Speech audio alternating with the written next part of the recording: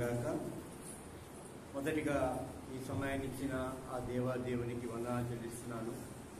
అలాగే కూడి వచ్చిన మీకు అందరికీ కూడా ప్రభువు నామమున వందనాలు చెల్లిస్తున్నాను. మొదటిగా అపోస్తలుడైన పౌలు తిమోతికి రాసిన 2వ పత్రిక 1వ అధ్యాయము 7 నుండి 9 వచనాలను మనము చదువుకున్నాం.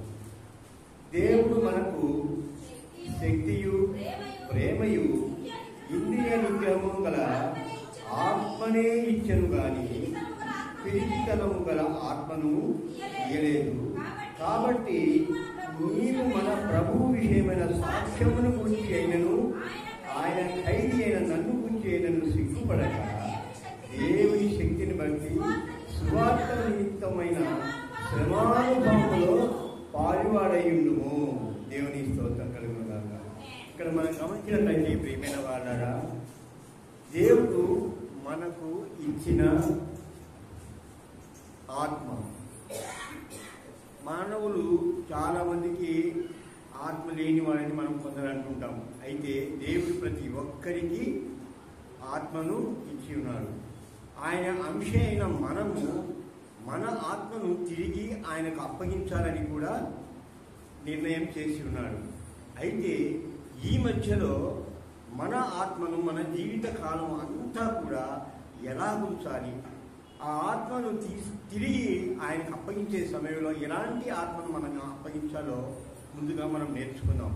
ఎందుకంటే మనము ఆత్మ కలిగిన వారం అందరం కూడా ఆత్మలో గొప్ప శక్తి గలవారంగా, నిబ్బరం కలవారిగా, అలాగే గొప్ప మహత్తు కలిగిన మన ఆత్మను తిరిగి ఆయన మహిమ గల దేవునికి అప్పగించాలని దేవుని కోరిక ఉన్నది.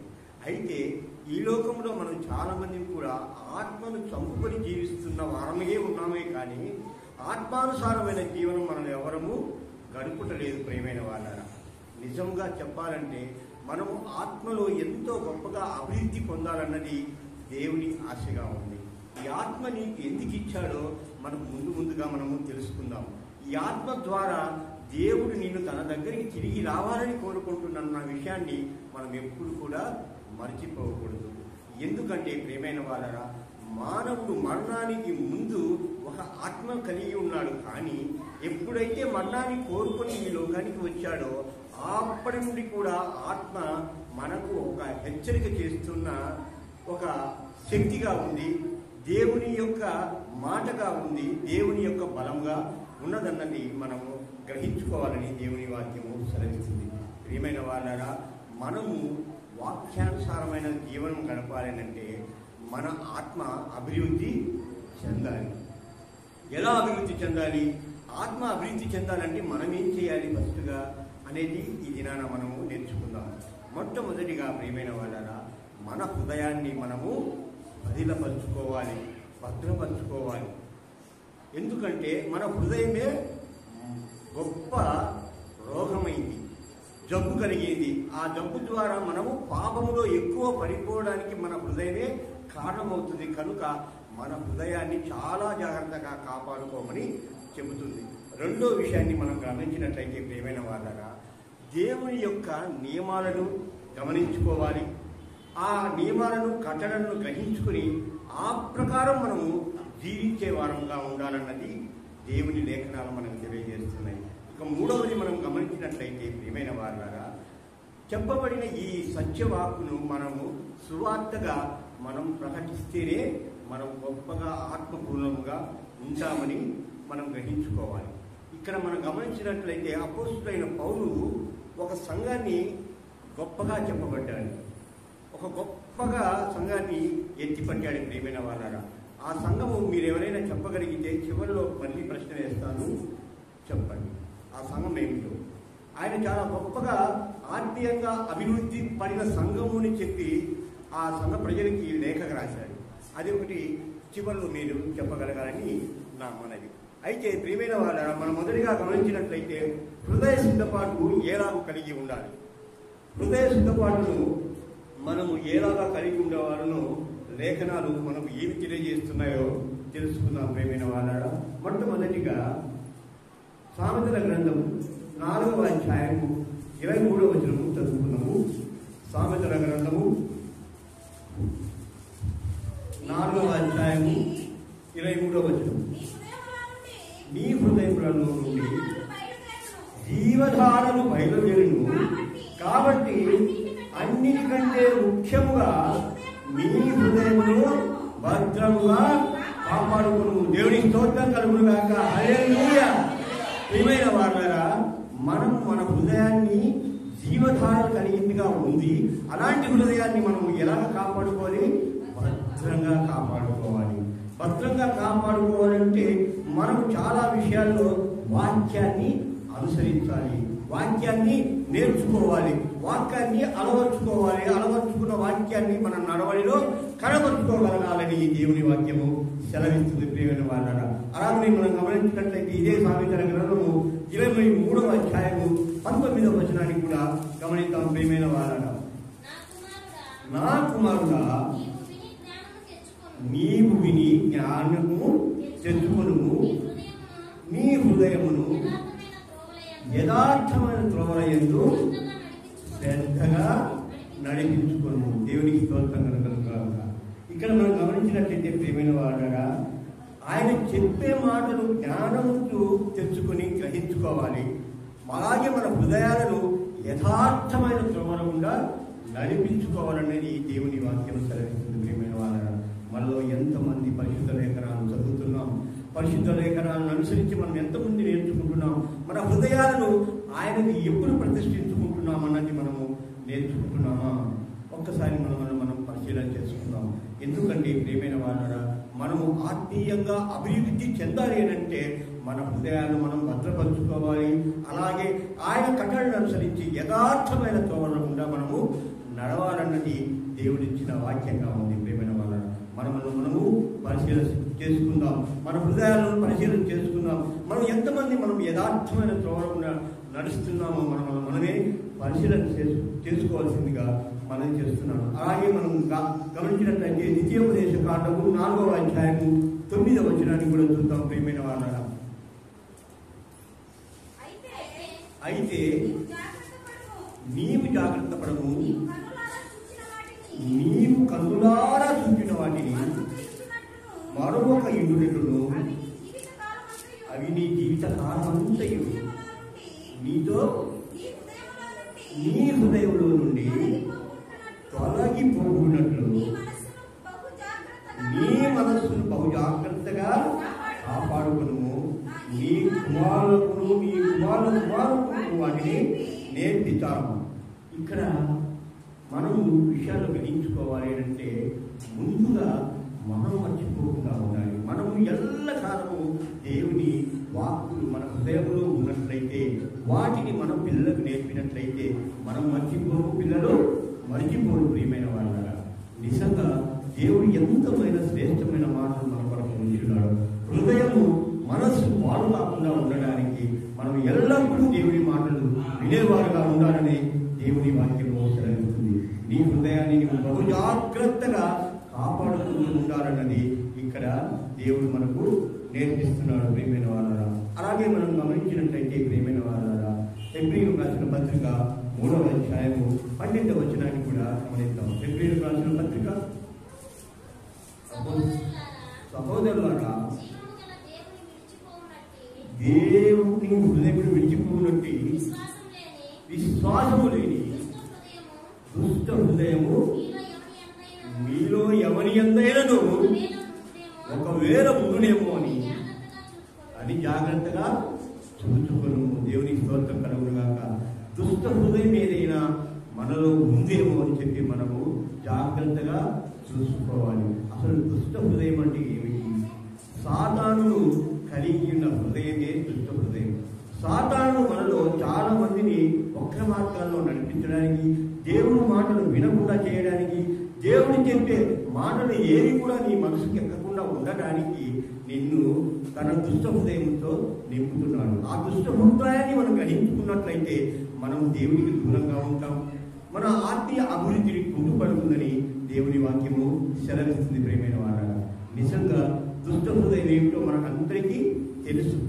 అలాంటి హృదయాన్ని మనం కలిగి ఉండకూడదన్నది దేవుని వాక్యము సెలవిస్తుంది ప్రియమైన వాళ్ళ.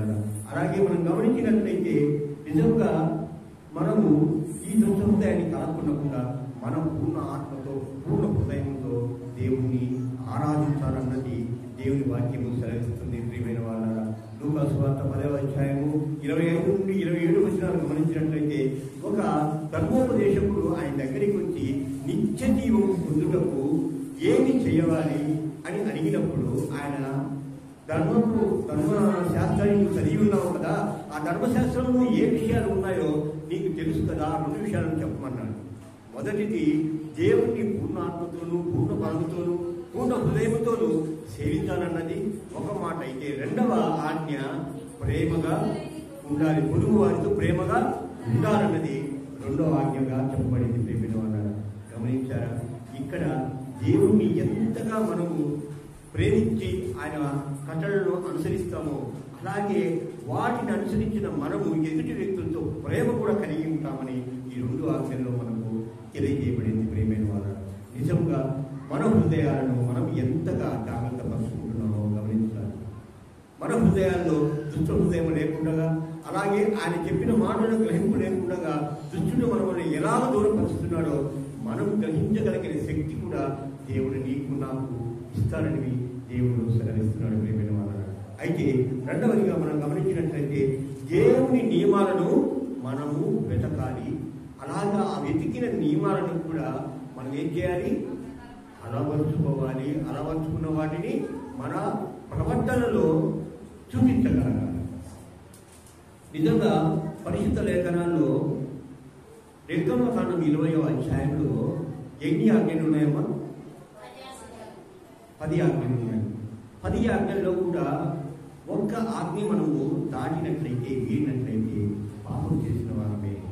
అయితే మనలో చాలా మందికి కూడా ఒక్క ఆజ్ఞను కూడా మనం పాటించేవారంగా ఈ దినాన లేవు. ఒక్క ఆజ్ఞనైనా పాటించగలవారం అయితే నిజంగా దేవుడు నిన్ను పరలోకంలో చేర్చుకోవడానికి సిద్ధంగా ఉన్నాడు. అయితే ప్రియమైన వాళ్ళారా, మనము ఆయన నియమాలను వెతకాలి, ఆయన రాజ్యాన్ని వెతకాలి, నీతిని వెతకాలి.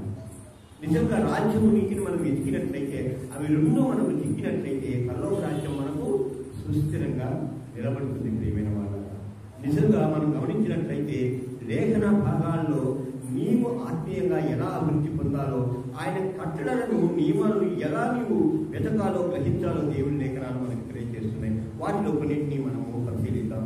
కీర్తనల గ్రంథము 119వ అధ్యాయము 10-12 వచనాలను చదువుతున్నాం. ప్రియమైన వాళ్ళారా,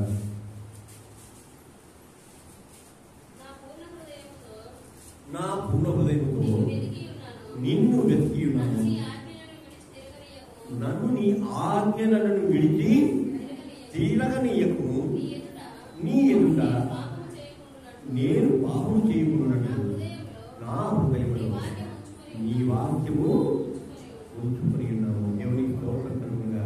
ఎంత శ్రేష్టమైన మాటలు మనం ఈ దినాన్ని చదువుకుంటున్నాం.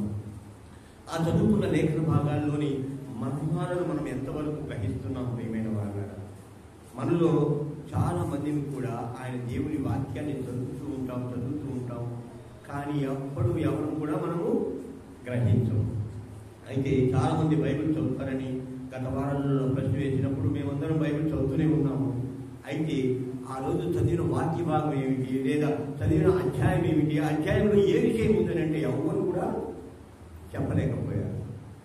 కారణం ఏంటంటే కారణం ఏమిటి అంటే మేము క్రైస్తవులుగా మేము పరిశుద్ధ లేఖనాలను చదవాలి కనుక చదువుతున్నాము అంతవరకే, కానీ దాంట్లోని విషయాలను గ్రహించి తెచ్చుకోవాలన్నది మాకు లేదు, మా మనసుకు తట్టదు అన్నది. ఇక్కడ దావీదు ఏం చెప్తున్నాడనంటే ప్రియమైన వాళ్ళారా, మనం గమనించినట్లయితే కీర్తన 119 కీర్తన దావీదు రాసి ఉన్నాడో సొలొమోను రాసి ఉన్నాడో తెలియదు, కానీ ప్రియమైన వాళ్ళారా ఈ లేఖన భాగాల్లో ఎంత శ్రేష్టమైన మాటలు ఎక్కడ పెట్టినాడు. వాక్యాలను హృదయాలను నింపుకొని ఉండాలంట, వాటిని మనము అనుసరించే వారిగా ఉండాలన్నది దేవుని లేఖన భాగం మనకు తెలియజేయబడుతుంది. ప్రియమైన వాళ్ళారా, నిజంగా మనలో ఎంతమందిని మనం హృదయంగా మన దేవుని వాక్యాన్ని మన హృదయాల్లో నింపుకుంటున్నాం, ఆ చదవబడిన లేఖన భాగాలను మన హృదయాల్లో నింపుకొని ఎలాగ మన ప్రవర్తనను మనము సరి చేసుకుంటామన్నది ఈ లేఖన భాగాలు మనకు జాగ్రత్తగా వివరిస్తున్నాయి. వాటిని పాటించేదానికి మనము ఎలా మన హృదయాన్ని సంసిద్ధపరచాలో రెండవ భాగాన్ని మనం చూద్దాం. ప్రేమైన వాళ్ళ కీర్తన 119వ సంకీర్తన 120వ సంకీర్తన గమనించినట్లయితే 127వ వచనాన్ని గమనించినట్లయితే ప్రేమైన వాళ్ళ బంగారు కంటేను అపరంజి కంటేను నీ ఆజ్ఞలు నాకు ప్రియముగా నున్నవి. దేవుని స్తోత్రం చాలేదు. ఇక్కడ మనం గమనించినట్లయితే ప్రియమైన వాళ్ళ ఈ వచనాల్లో బంగారు కంటే అపరంజి కంటే దేవుని మాటలు మనకు గొప్పగా ఉన్నాయి. బంగారు అపరంజి రెండు ఒకటి. కారణం ఏంటంటే ప్రియమైన వాళ్ళ మనం వస్తు రూపంలో ధరించుకునే బంగారు వేరు, అపరంజి వేరు. అపరంజి వైద్యానికి కూడా పనిచేస్తుంది. భస్మంగా చేసి ప్రియమైన వాళ్ళ తింటూ ఉంటారు. పూర్వకాలంలో అందరూ కూడా బంగారు భస్మం చేసి భోజనాల్లో తినేవారు. అదే అపరంజి. ఎందుకంటే స్వచ్ఛమైన బంగారు అపరంజిగా చెప్పబడింది ప్రియమైన వాళ్ళ. అయితే అలాంటి వాక్యాలు మన హృదయాల్లో మనము భద్రపరచుకోవాలి. ఆ వాక్యాల్లోని మర్మాలను మనము గ్రహించుకోవాలి. మనకు ప్రియంగా ఉండాలన్నది దేవుని వాక్యంగా సెలవివ్వబడింది ప్రియమైన వాళ్ళ. అలాగే మనం గమనించినట్లయితే మత్తయి సువార్త 6వ అధ్యాయం 33వ వచనంలో చూసినట్లయితే రాజ్యము నీతిని మనం వెతకాలని దేవుడు మనకు తెలియజేస్తున్నాడు. అలాగే ఇర్మియా గ్రంథము 15వ అధ్యాయము 16వ వచనాన్ని గమనిద్దాం ప్రియమైన వాళ్ళ. నీ మాటలు మాకు దొరకగా నేను వాటిని భుజించి తిని సైన్యములకు అధిపత్యము యెహోవా దేవా నీ పేరు నాకు పెట్టబడెను కనుక నీ మాటలు నాకు సంతోషమును నా హృదయమునకు ఆనందమును కలుగజేయుచున్నవి. దేవునికి స్తోత్రం కలుగుగాక. ఎంత శ్రేష్టమైన మాటలు మనం ఈ దినాన వింటున్నామో మన హృదయాలను జాగ్రత్తగా పంచుకోవాలని మనం చేస్తున్నాము ప్రియమైన వాళ్ళ. నిజంగా ఇక్కడ మనం గమనించినట్లయితే దేవుని మాటలు మనము భుజించిన వారం అంటున్నాం. అదే కదా, మానవుడు రొట్టె వలన మాత్రమే కాదు కానీ దేవుని మాటల వల్ల జీవించబడతాడంట. ఇక్కడ దేవుడు చెప్పిన మాటలు గమనించినట్లయితే ఆయన మాటలు మనకు జీవాన్ని ఇస్తాయి, నిత్య జీవాన్ని ఇస్తాయి అన్నది దేవుని వాక్యంగా సెలవివ్వబడుతుంది. అయితే ఈ చదవబడిన ఈ లేఖన భాగాలు ఆయన మాటలు ఎలా ఉంటాయి? సంతోషాన్ని ఇచ్చి హృదయానికి ఆనందాన్ని కలిగజేసేటిగా ఉన్నాయని దేవుని వాక్యము సెలవిస్తుంది.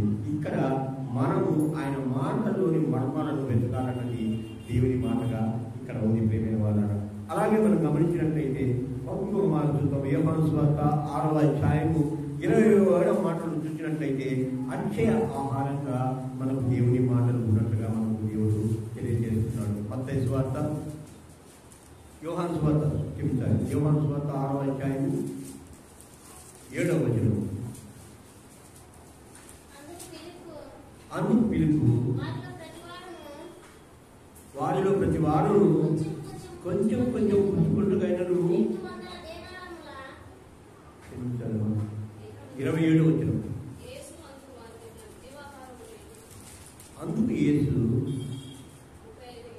27:6-27 యోహాను సువార్త క్షయమైన ఆహారం కొరకు కష్టపడుకుడి గాని నిత్య జీవం కలుగజేయు అక్షయమైన ఆహారం కొరకే కష్టపడుడి. మనుష్య కుమారుడు దానిని నీకించును. అందుకై తండ్రి అయిన దేవుడు ఆయనకు ముద్ర వేసి ఉన్నాడని చెప్పారు. దేవుని స్తోత్రం కలుగును గాక. ఇక్కడ గమనించినట్లయితే ప్రియమైన వాళ్ళరా, మన జీవాహారం ఏమిటి? అక్షయమైన ఆహారము ఏమిటి?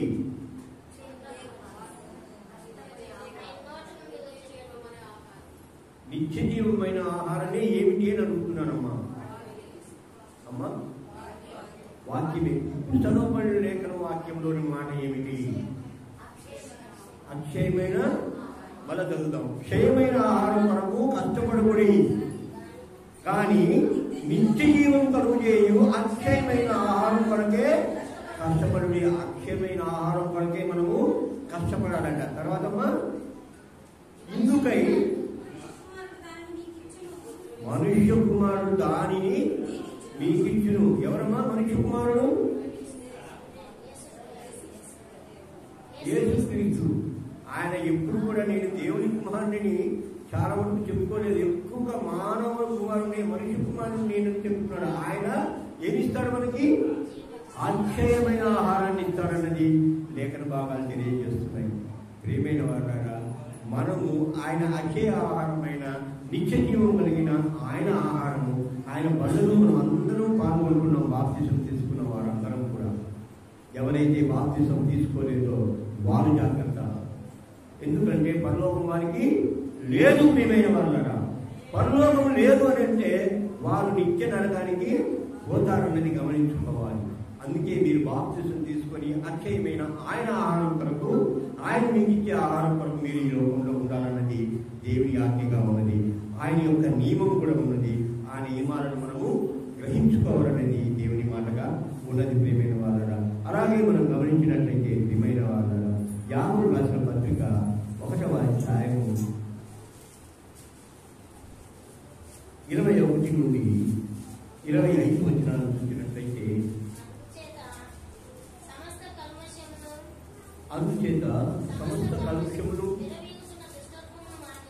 విలవీగుచున్న దుష్టత్వమును మాని లోపల నాటబడి మీ ఆత్మలను రక్షించుటకు శక్తిగల వాక్యమును సాత్వికంతో అంగీకరించుడి. మీరు విలువారు మాత్రమై ఉండి మిమ్మును మీరు మోసపుచ్చకొనకుండా వాక్య ప్రకారము ప్రవర్తించువారై ఉండి, ఎవరైనను వాక్యమును వినివాడై ఉండి దాని ప్రకారము ప్రవర్తింపని వాడైతే వాడు అర్థములో తన సహజమును చూసుకుని మనుషులు పోయి ఉన్నాడు. వాడు తను తాను చూసుకుని అవతలికి పోయి తానెట్టివాడు వెంటనే మరచిపోవును కదా. దేవునికి స్తోత్రం కలుగునుగాక. ఇప్పుడు ఉన్న వారందరూ కూడా అర్థం చూసుకునే వాళ్ళని వాక్యం వింటున్నాము, గ్రహిస్తున్నామా? గ్రహించి మన ప్రవర్తనలో వాక్యాన్ని మనము కనబరుస్తున్నామా?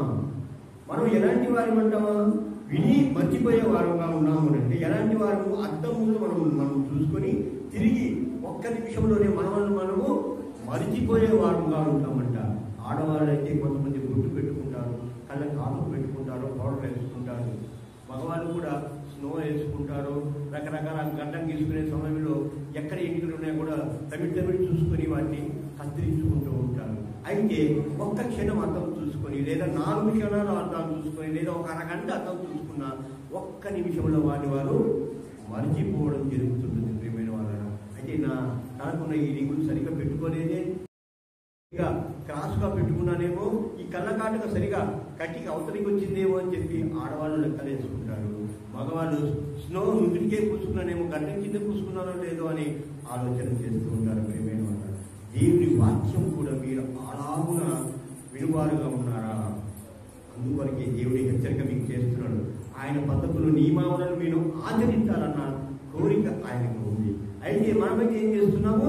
విలువార మాత్రమై ఉండి వాటిని నేర్చుకోనకుండా, ఆచరించకుండా, ప్రవర్తించకుండా ఉన్నవారంగా ఉన్నామనేది దేవుని వాక్యం సెలవిస్తుంది. నీవు నేను చాలా జాగ్రత్తగా ఉండాలమ్మా. ఎందుకంటే మన ప్రవర్తనను బట్టే ఎదుటివారు మన వాళ్ళు లెక్కలు వేస్తారు, క్యాలిక్యులేషన్ వేస్తారు. అందువరకు ఇంకా లేఖన భాగాలు చాలా గొప్పని దేవుడు మనకు ఈ ఆత్మ గురించిన ఎదుగుదల కొరకు మనకు దేవుడు నేర్పిస్తున్నాడు. ప్రియమైన వాళ్ళ మన ప్రవర్తన ఎప్పుడైతే ఉంటుందో మనము అవమానింపబడమనేది కూడా దేవుని వాక్యం నేర్పిస్తుంది. మన ప్రవర్తన ఎక్కడ నువ్వు అవమానం పొంది ఉన్నావో అక్కడే నీవు హెచ్చింపబడతావు. ఎలా ఉందంటే నీ ప్రవర్తనను బట్టి అని దేవుని వాక్యం కూడా సెలవిస్తుంది. అలాగే మనం గమనించినట్లయితే ప్రియమైన వాళ్ళ లూకా సువార్త 6వ అధ్యాయము 46వ వచనాన్ని చూసినట్లయితే, లూకా సువార్త 6వ నేను చెప్పు మాటల ప్రకారం మీరు చేయక ప్రభువా ప్రభువా అన్ని పిలుపుట ఎందుకు తాము. ఇక్కడ మనం గమనించినట్లయితే ప్రియమైన వాళ్ళ మనము ఆయన చెప్పిన మాటలు వినకుండా ప్రభువా ప్రభువా అని పిలిస్తే ఏ ప్రయోజనం? ఎందుకు పిలుస్తున్నారు అలా అంటున్నాడు. నిజంగా మనలో చాలా మంది కూర్చుంటే ప్రభువా, లేస్తే ప్రభువా, పండుకుంటే ప్రభువా, అలా ఎవరితో ఏం మాట్లాడుతున్నా కూడా అంతా ప్రభు చిత్తమే, అంతా ప్రభుదయే అని చెప్పుకోవడం జరుగుతూ ఉంటుంది.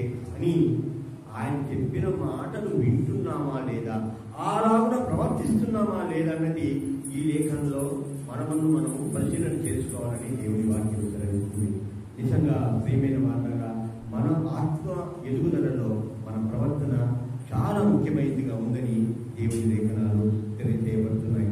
అలాగే మనం గమనించినట్లయితే మత్తయి సువార్త 7వ అధ్యాయము 21వ వచనంలో కూడా ఇదే మాటను దేవుడు ప్రభువా ప్రభువా అని పిలుచువాడు ఎవడును పరలోక రాజ్యము చేరడు కానీ పరలోకమున నా తండ్రి చిత్తం జరిగించువాడే ప్రవేశించునని ప్రవేశిస్తాడని దేవుడు వాక్యము సెలవిస్తుంది. నిజంగా మనం అందరము కూడా ప్రభువా ప్రభువా ప్రభువా అని మేము క్రైస్తవులము, ఎక్కడైనా కూడా కొంతమంది చాలా ధైర్యంగా చెప్తారు నేను క్రైస్తవుని, కానీ ఆయన ప్రవర్తనలో క్రైస్తవత్వం ఎక్కడా కనిపించదు. అందువరకు దేవుడు హెచ్చరిక చేస్తున్నాడు. ఆయన నియమాలను కట్టడలను మనము ఆచరించి ఆత్మీయ అభివృద్ధి పొందాలన్నది దేవుని మాటగా ఉంది ప్రియమైన వాళ్ళ. అలాగే మనము గమనించినట్లయితే ప్రియమైన వాళ్ళ ఇదే మత్తయి సువార్త 10వ అధ్యాయము 38-39 వచనాలు చూసినట్లయితే తన సిలువను ఎత్తుకొని తను వెంబడింపని వాడు నాకు పాత్రుడు కాడు. మనం పేరు క్రైస్తవులమని చెప్తున్నాం, కానీ సిలువ అంటే ఇక్కడ శ్రమని గుర్తుంచుకోవాలి. ఆయన పడిన శ్రమలన్నీ కూడా సిలువలో ఎత్తబడ్డాయి. అలాంటి సిలువను నీవు మోసుకుంటూ వెళ్ళాలి, అలాంటి శ్రమను నీవు అనుభవిస్తూ ఉండాలి అన్నది దేవుని నియమంగా కట్టడిగా ఉంది. ఎప్పుడైతే మనము శ్రమపడి బంగారుల పుటం వేయబడతామో అప్పుడే మన యొక్క ఆత్మ పూర్ణత వస్తుంది. ఒక బంగారును పరిపూర్ణంగా చేయాలి అంటే ఎంతగా కాల్చబడుతుందో, ఎంతగా కొట్టబడుతుందో మనకందరికీ తెలుసు. ఒక వస్తువు తయారు చేయాలంటే దానికి రాగి కలపాలమ్మా. అలా కాకుండా బంగారు బిస్కెట్గా ఉందంటే దానికి విలువ ఎక్కువ, నగగా ఉంది అంటే విలువ తక్కువ. నీవు బంగారు పిల్లగా ఉండాలని ఆలోచన చేస్తున్నావా, లేక నగగా ఉంటే సరిపోతుందిలే చాలులే అని అనుకుంటున్నావో ఒకసారి ఆలోచన చేసుకోవాలని మనం చేస్తున్నాం. నగ అయితే ప్రియమైన వాళ్ళ తెగిపోతుంది, తుమ్మపడుతుంది. అయితే బంగారు అనేది దేవుని బంగారుగా, అపరించి బంగారుగా ఉండాలన్నది దేవుని కోరిక ఉంది. నీవు ఎలాగ పుటం వేసి బంగారు సరికొత్తదిగా తీయబడుతుందో అలాంటి బంగారమైన ఆత్మ నీవు కలిగి ఉండాలన్నది దేవుని ఆజ్ఞగా ఉంది ప్రియమైన వాళ్ళ. ఆయన కట్టడిలో నీ ప్రవర్తననే నీ యొక్క మేలు బంగారు యొక్క విలువ నీకు తెలియజేయబడుతుంది. నువ్వు మేలు బంగారని తెలియజేయబడుతుందని దేవుని వాక్యము సెలవుతుంది. అలాగే మనం గమనించినట్లయితే ప్రియమైన వాళ్ళ కొలసీలకు రాసిన పత్రిక 2వ అధ్యాయము 6-7 వచనాలు చూసినట్లయితే ఇంకా ఎంతో శ్రేష్టమైన మాటలు మనకు దేవుడు తెలియజేస్తున్నాడు ప్రియమైన వాళ్ళ. కావున మీరు ప్రభు అయిన యేసుక్రీస్తును అంగీకరించిన విధముగా ఆయన యందు వేరు పారిన వారై ఇంటి వలె కట్టబడుచు మీరు నేర్చుకున్న ప్రకారముగా విశ్వాసమును స్థిరపరచబడుచు కృతజ్ఞతాస్తుతులు చెల్లించుట యందు విస్తరించుచు ఆయన యందుండి నడుచుకొనుడి. ఎంత శ్రేష్టమైన మాటను గమనించండి ప్రియమైన వాళ్ళ. మనము ఒక ఇల్లు కడుతున్నాము అని అంటే ఎలాగ కడతాం? ఒక చోట మనకు స్థలం ఉంది, అందులో మనము ఇల్లు కట్టుకోవాలి. నీకు హృదయం ఉంది, నీ యొక్క హృదయం అనే ఇంటిని గొప్పగా కట్టుబడి చేసుకోవాలి. ఎలాగ? ముందు పునాది వేయాలి.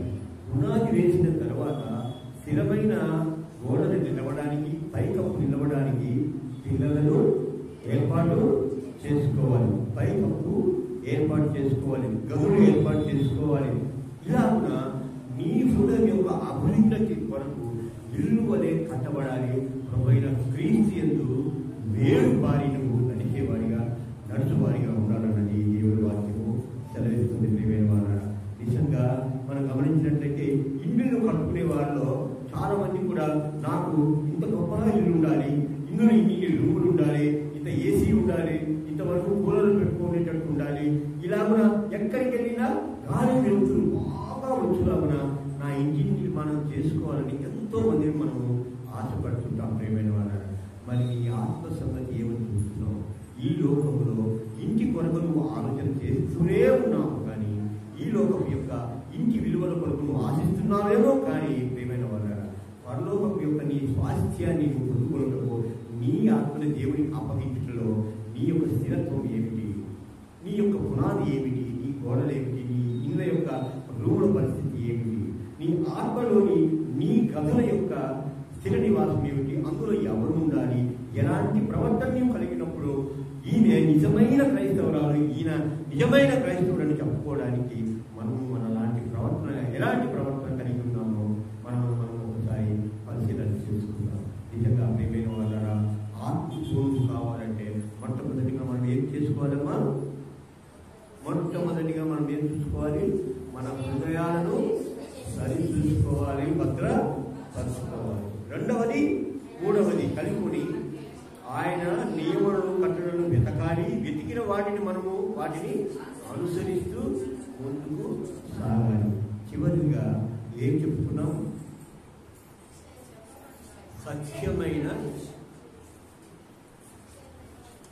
సత్యమును ప్రకటించువారుగా ఉండాలి. మనము మన ఆత్మపూర్వకంగా మనము నిజంగానే దేవుని మాటలు వింటున్నాం, దేవుని యొక్క ఆజ్ఞలను అనుసరిస్తూ నడుచుకుంటున్నాం, దేవునిలో వేరుపారి దేవునితో మనం అయ్యా వాళ్ళు దేవుని బిడ్డలంటే నిజంగా ఇలాంటి జీవితం ఉండాలి, ఇలాంటి జీవితాన్నే మీరు కలుగుతున్నారని అనిపించుకుంటాం. అయితే దానిలో పరిపూర్ణత లేదు. ప్రేమైన వాళ్ళ మన పరిపూర్ణత రావాలంటే, ఆత్మలో పరిపూర్ణత రావాలంటే మనం సత్యాన్ని ప్రకటించే వారుగా ఉండాలి. ఆత్మ సత్యంలో ప్రకటిస్తూ ఉండాలి. మనం ద్వితీయోపదేశ కాండం చదువుకున్నాం కదమ్మా. ఏమని చదువుకున్నాం? మన పిల్లలకి కూడా ఆ కట్టడాన్ని మనము నేర్పిస్తూ ఉండాలి. మరి పిల్లలు లేని వారి సంగతి ఏంటి? పిల్లలు లేని వారి సంగతి ఏమిటి? వారు ఎలా సత్య ప్రకటన చేయాలి, ఎట్లా సువార్త ప్రకటించాలి అంటే పక్క వారితో వారు ప్రకటన చేసుకోవాలి, ప్రకటన చేయాలి. ఇలాగా సత్యం ఏమిటి? ఏమిటి ఏంటమ్మా సత్యము? వాక్యము సత్యము, సంతోషం. అయితే సువార్త అంటే ఏమిటి? మంచి వార్తను చెప్పడం. మీకు మంచి వార్త ఏమిటి? మీకు లక్కీ డ్రాలో 1,00,000 రూపాయలు తగిలిందని చెప్పడం సువార్తనా? లేక మీకమ్మా ఒక లక్కీ టిప్పులో మీకు ఒక ఇల్లు తగిలింది, లేదా ఒక 100 పట్టు చీరలు తగిలాయి, లేదంటే ఒక 7 వారాల నగలు మీకు వచ్చాయనంటేనే మీకు సువార్తనా? కాదు ప్రియమైన వాళ్ళ. మొదటిగా మనం గమనించినట్లయితే సత్యము నేనే, జీవమును నేనే అని చెప్పిన యేసు ప్రభు గురించి చెప్పే మాటలే సువార్త. దేవునికి స్తోత్రం కలుగుగాక. హల్లెలూయా.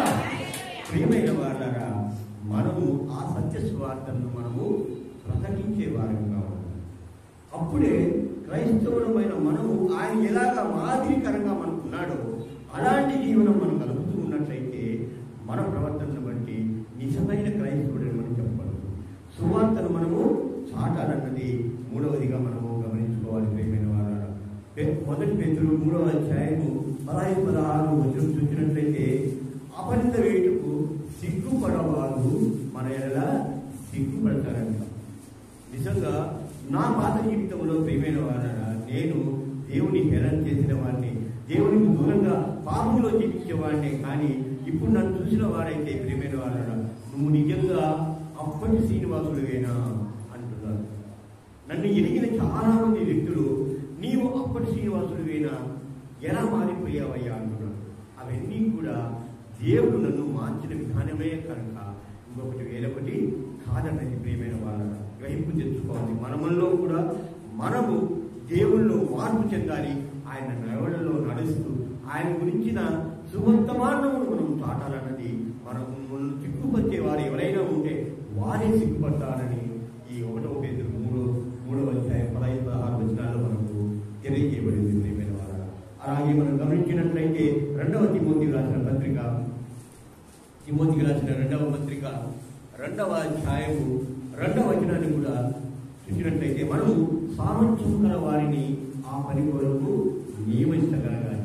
నీవు ఎప్పుడు సామర్థ్యమైన పని వారిని నియమిస్తామంటే నీలో సామర్థ్యత కలిగి ఉన్నప్పుడు మాత్రమే నీవు సామర్థ్యమైన వారిని ఎన్నుకుంటావు.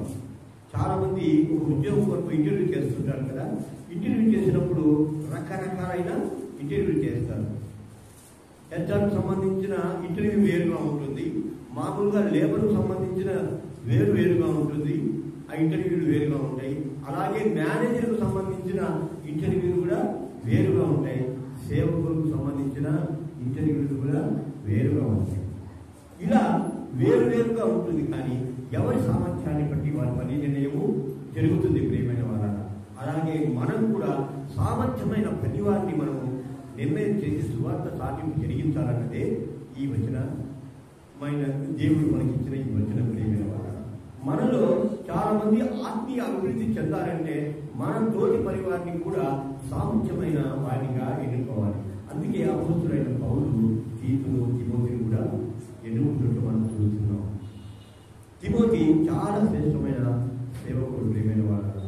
ఆయన గురించి ఇంకో సందర్భంలో చెప్పుకుందాం. అలాగే మనం మన ఆత్మీయ స్థితిలో ఎంతో ఎదిగితే మనమలు ఇంకొక సేవకుడు కూడా ఆయన సేవలు చూసుకోవడానికి అవకాశము కలుగుతుందని దేవుని వాక్యము సెలవిస్తుంది. అలాగే మనం గమనించినట్లయితే తీతుకు రాసిన పత్రిక 2వ అధ్యాయము 15వ వచనంలో కూడా చూసినట్లయితే ప్రియమైన వారు, క్రీస్తును గురించిన బోధ ఎక్కడెక్కడో తృణీకరిస్తారు. మీరు క్రీస్తువు బిడ్డలా, మీరు దేవుణ్ణి అనుసరించేవారా, మీరు క్రైస్తవులా అని మనం చాలా మంది తృణీకరణలో భాగంగా మనం చేస్తూ ఉంటారు. చాలా మంది మనం మొన్నటి వరకు మన సంఘంలోని ఒక వివాహం జరిగింది. ఆ వివాహంలో చాలా మంది ఎన్నో రకాలుగా సంతోషపడ్డాం, ఎంతో ఆనందించాం. ఆ ఆలోచనకు ముందు ప్రియమైన వారా, ఆ తల్లిదండ్రులు పడే బాధను ఎన్నడైనా మీరు ఆలోచన చేసి ఉన్నట్లయితే దేవుని గొప్ప కార్యం మీకు అర్థమవుతుంది. మీ ఆత్మీయ అభివృద్ధికి దోహదపడుతుంది ప్రియమైన వారు. వారిని మీరు దేవుని మందిరం దగ్గర ఉన్నారు, అందుకే మీకు ఫలము అందలేదు.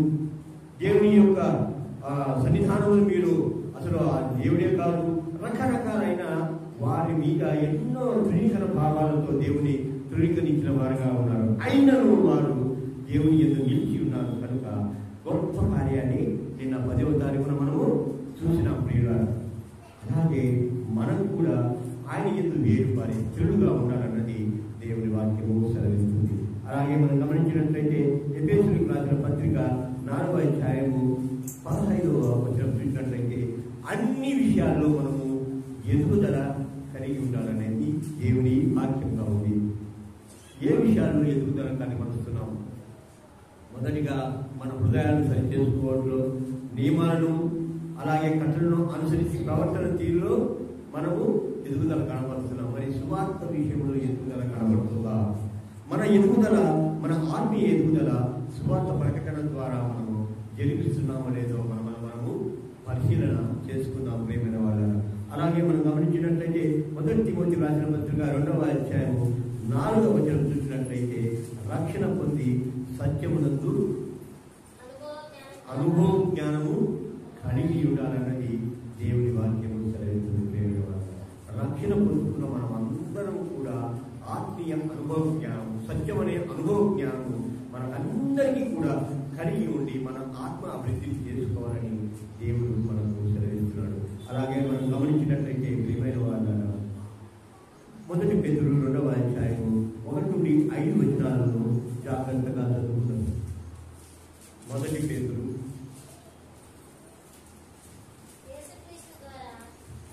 యేసుక్రీస్తు ద్వారా దేవునికి అనుకూలములకు ఆత్మ సంబంధమైన బలులను అర్పించుట కంటే పరిశుద్ధ యాజకులుగా ఉండునట్లు మీరు సజీవమైన రాళ్ళ వలె ఉండి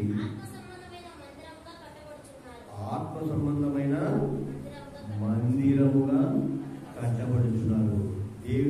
స్తోత్రం కలుగునుగాక. హల్లెలూయా. ప్రియమైన వారలారా, మన శరీరము ఒక ఆలయం అయితే మన ఆత్మ ఇంకొక ఆలయంగా ఉంది. దేవుడు ఆత్మ కనుక ఆయన ఆత్మతో సత్యముతో మనము ఆరాధించాలన్నది దేవుని వాక్యము సెలవిస్తుంది. అయితే ప్రియమైన వారలారా, మనకు కలిగిన ఈ ఆలయము ఎలా శుద్ధిగా ఉండాలి, పరిశుభ్రంగా ఉండాలి, ఆ ఆత్మను ఎంతగా మనము అభివృద్ధి పరుచుకోవాలో మనమే పరిశీలన చేసుకోవాలన్నది దేవుని వాక్యము సెలవిస్తుంది. ప్రియమైన వారలారా, అలాగే రెండవ పేతురు రాసిన రెండవ పత్రిక 1 నుండి 1వ అధ్యాయం 5 నుండి 8 వచనాల వరకు చదువుకున్నాము. చాలా శ్రేష్టమైన సద్గుణ. ఆ హేతువు చేతనే మీ మట్టుకు మీరు పూర్ణ జాగ్రత్త గలవారై మీ విశ్వాసమునందు సద్గుణమును, సద్గుణమునందు జ్ఞానమును, జ్ఞానమునందు ఆశానిగ్రహమును, ఆశానిగ్రహమునందు సహనమును, సహనమునందు భక్తిని, భక్తి యందు సహోదర ప్రేమను, సహోదర ప్రేమ యందు దయను అమర్చుకొనుడి. ఇవి మీకు కలిగి విస్తరించిన ఎడల అవి మన ప్రభువైన యేసుక్రీస్తు గురించిన అనుభవ జ్ఞాన విషయంలో మిమ్మల్ని సోమరులైనను నిష్ఫలులైనను కాకుండా చేయును. దేవుని స్తోత్రం కలుగుగాక. ఎంత శ్రేష్టమైన మాటలు మనం వింటున్నామమ్మా ఇప్పుడు ఈ సమయంలో.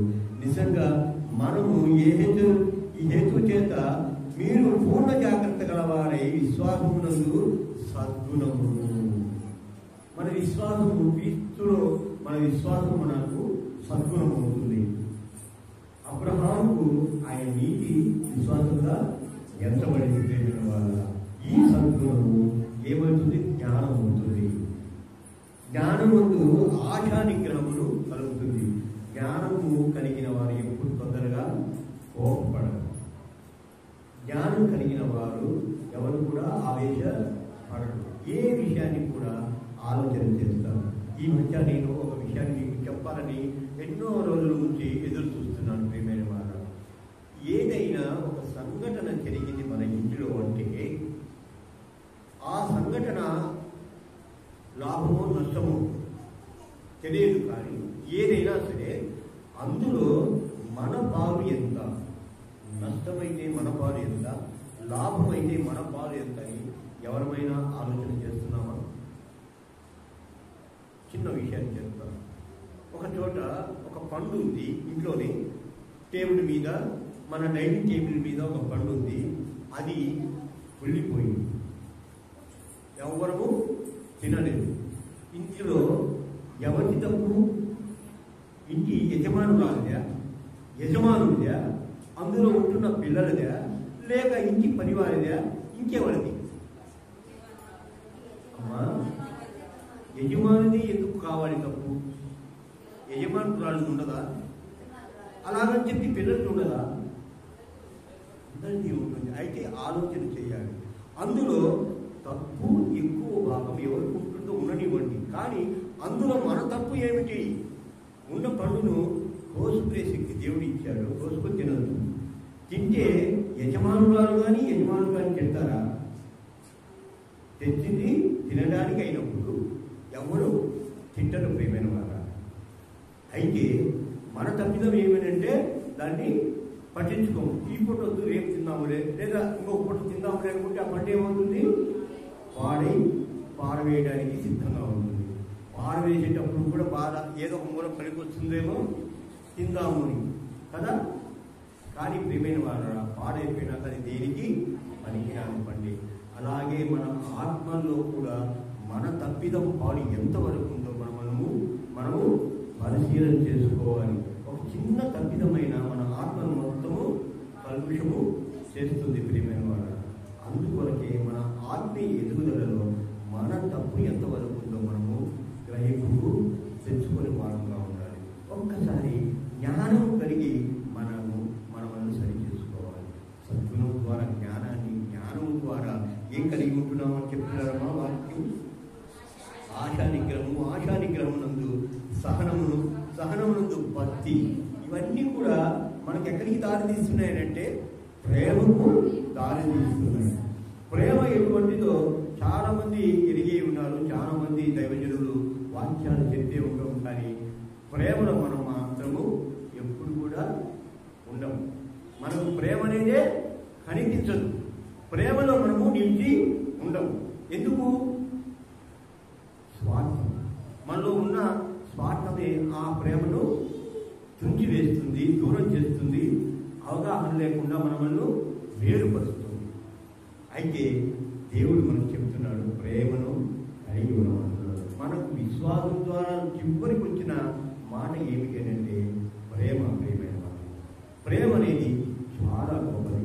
ఆ ప్రేమను మనము 10 మందికి కనపరుచుకున్నట్లయితే దేవుడు ప్రేమ స్వరూపి, క్రైస్తవుడు కూడా ప్రేమ స్వరూపుడని మనకు తెలియజేయబడుతుంది. ప్రేమైన వారు అలాగే మనం గమనించినట్లయితే ఇంకా శ్రేష్టమైన మాటలు, ప్రేమైన వారు అత్యంత శ్రేష్టమైన మాటలు దేవుడు మనకు తెలియజేస్తున్నాడు. మొదటి కొరింథీ రాసిన పత్రిక 12వ అధ్యాయం 7 నుండి 11 వచనాలు చూసినట్లయితే ఇక్కడ ఎంత శ్రేష్టమైన మాటలను ఒక్కొక్కటి మనము ధ్యానం చేసుకున్నాం. ప్రేమైన వారు అయినను అందరి ప్రయోజనము కొరకు ప్రతి వానికి ఆత్మ ప్రత్యక్షత అనుగ్రహింపబడుతున్నది. చదువు.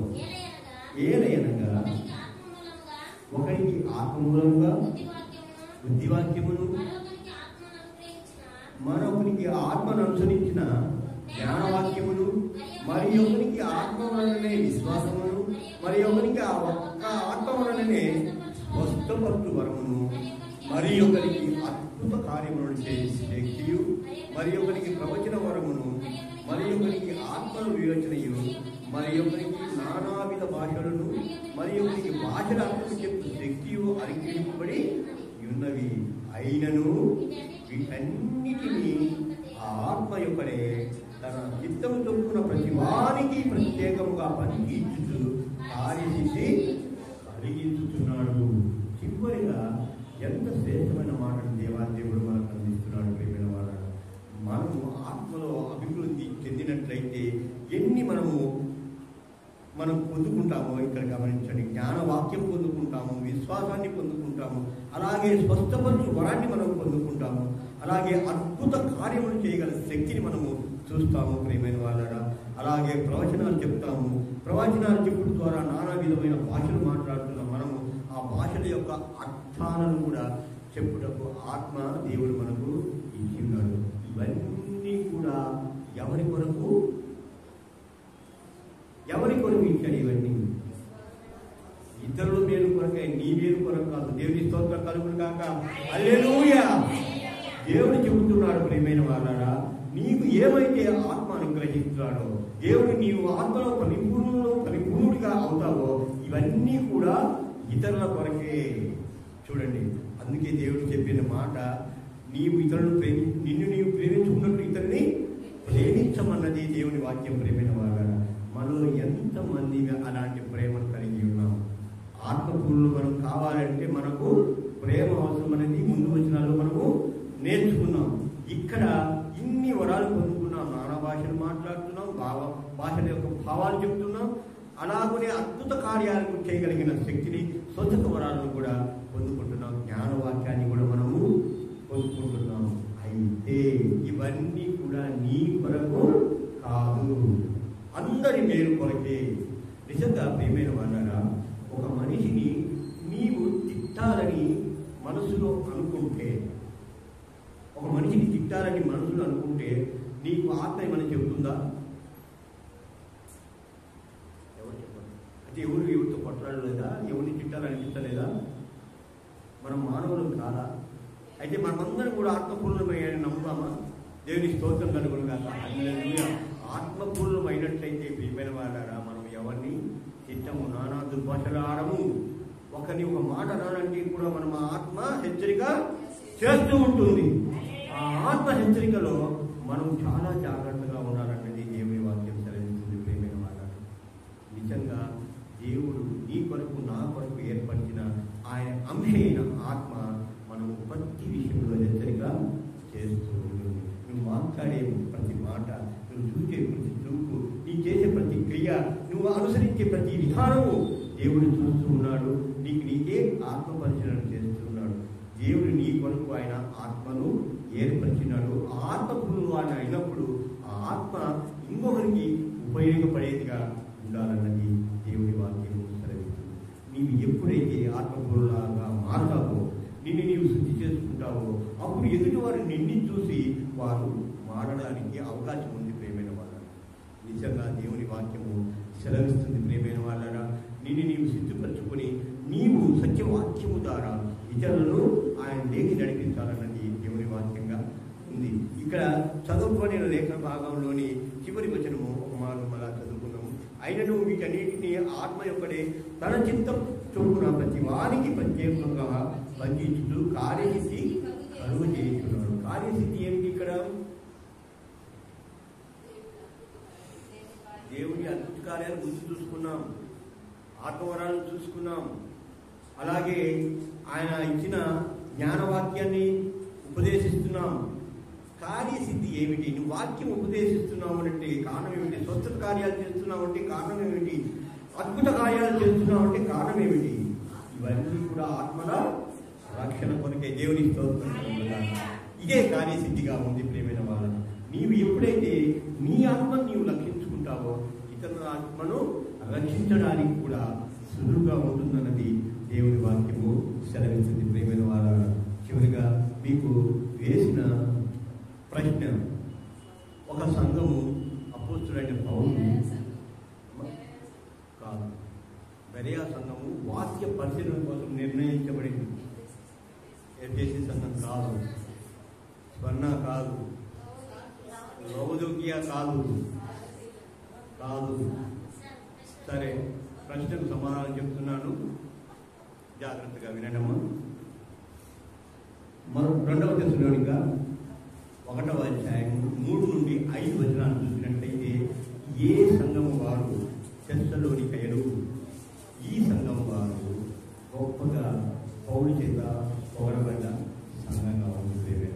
వారు ఆత్మలో అభివృద్ధి పొందిన సంఘంగా ఉన్నారన్నది దేవుని వాక్యము సెలవిస్తుంది. అపోస్తులైన పౌలు లిఖించిన 2వ దశలోని పత్రిక 1వ అధ్యాయం 3వ వచనం నుండి 5వ వచనం చూసుకున్నట్లయితే, ఆ సంఘము ఎంతో విశ్వాసంతో అభివృద్ధి చెంది పక్కవారి ప్రేమలో కూడా గొప్ప సంఘంగా ఉందన్నది ఆ వచనాల్లో మనకు తెలియజేస్తున్నాం. ఇక్కడ మనం పరిశీలన చేసుకోవాలంటే, ఇక్కడున్న మన సంఘము వారందరూ కూడా ఎలా ఉండాలి? ఆత్మ పూర్ణులుగా ఉండాలి. ఆత్మ పూర్ణులుగా ఉండడం అంటే మొట్టమొదటిగా మన హృదయాలను మనము శుద్ధి చేసుకోవాలి, సరి చేసుకోవాలి, జాగ్రత్తగా కాపాడుకోవాలి. అలాగే దేవుని యొక్క నియమాలను వెతుకుతూ వాటిని అనుసరిస్తూ అలాగే మనము ప్రవర్తించువారుగా ఉండాలి. 3వది శ్రేష్టమైనది ఏమిటమ్మా? సత్య సువార్తను మనము ప్రకటింపవారిగా ఉండాలి.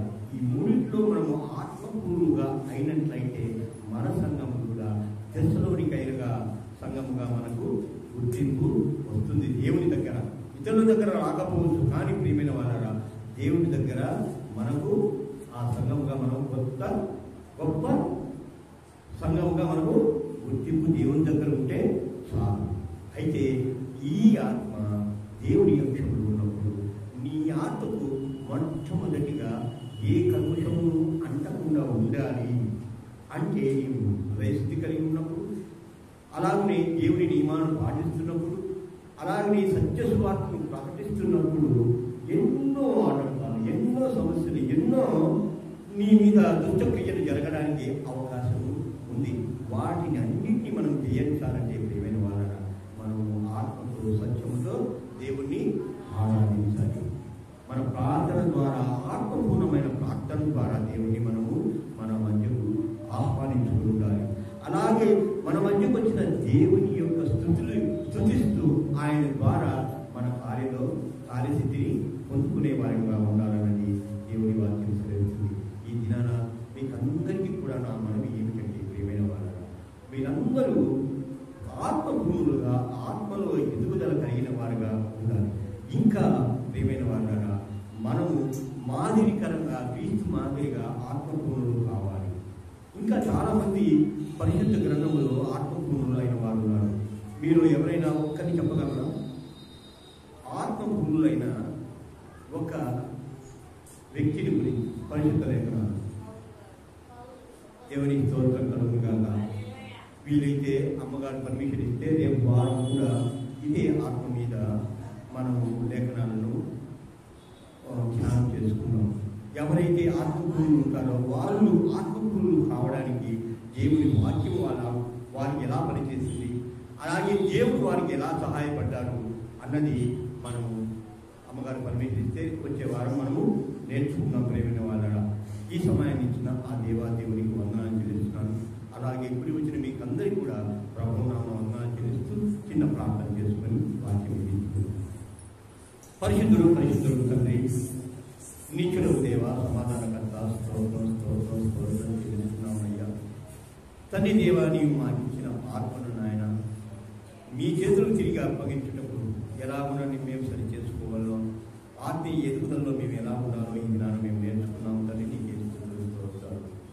తండ్రి దేవ, మా ఆత్మను మేము సరి చూసుకుంటూ నాయన తిరిగి మీరు మాకు ఇచ్చిన ఈ ఆత్మను మీకు అప్పగించడంలో మాకు కృప చూపమని వేడుకుంటున్నాం నాయన. నేటి దినముల నుండి నాయన మా ప్రవర్తన యావత్తు మీకు అప్పగిస్తున్నాం నాయన. మా హృదయాలను మీకు అప్పగిస్తున్నాం, మా ఆత్మను మీకు అప్పగిస్తున్నాం నాయన. పూర్ణ ఆత్మతో పూర్ణ బలంతో మేము ఆయన మిమ్మల్ని ఆరాధించుకునే భాగ్యాన్ని మీరు మాకు ఇస్తున్నందుకై వందనాలు. తండ్రి దేవ, మా ఆత్మ యొక్క శక్తి బలం ఆయన మీరయ్యి ఉన్నందుకు స్తోత్రాలు చెల్లిస్తూ మా ప్రభువుల రక్షకుడు నజరేయుడైన యేసుక్రీస్తు నామమున ప్రార్థిస్తూ వేడుకుంటున్నాం.